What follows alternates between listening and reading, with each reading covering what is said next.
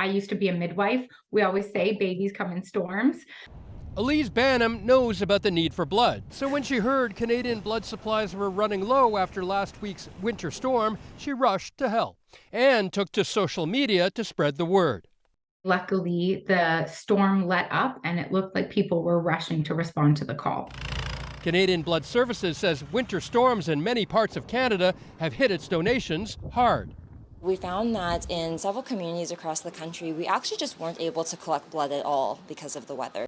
Extreme weather forced donor centers and mobile units to close, and she says that meant hundreds of people missed their appointments. And that has led to a shortfall of about 1,500 units of blood, which is 10% of what we were hoping to collect during that time period.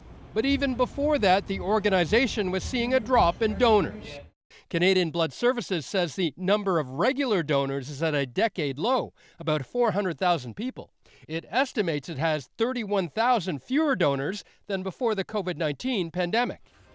If too little blood is on hand, the Canadian Association of Emergency Physicians says difficult decisions could have to be made about some surgeries and transfusions.